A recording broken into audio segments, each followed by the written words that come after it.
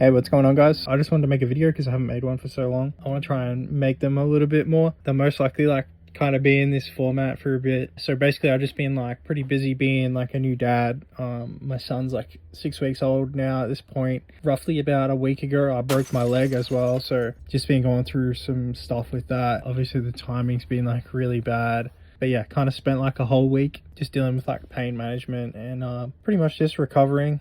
I'm obviously still recovering, so that's kind of why this video looks like this. So yeah, I'm gonna try and post more, do more of this, because now I'm feeling I'm finally kind of in the space to be able to make videos, and I'm kind of just sitting here because I can't really do anything all day. I just have to rest. Did a pretty good job of breaking my leg, broke both bones, and they put a titanium nail in my leg. Been on some pretty heavy pain meds, and yeah, but I guess, I get to spend heaps of time with my newborn son, and I get to spend heaps of time on my laptop making beats, so that's the silver lining. All right, so today I thought I'll just pick a random synth that I haven't used much and just make a beat with it. So today we're gonna use the Prophet.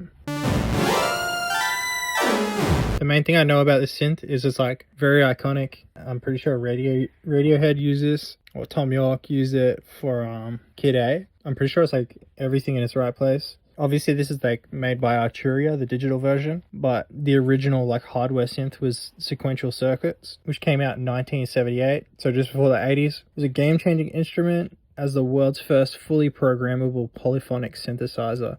Designed by Dave Smith and John Bowen. Famous for its warm, punchy, and futuristic sounds, it shaped the defining tracks of the 1980s and beyond. In the Air Tonight by Phil Collins. I don't know any of those other ones. Yeah, Everything in Its Right Place by Radiohead. Hungry Like the Wolf. Yeah, crazy. So yeah, anyway, let's see what it's capable of.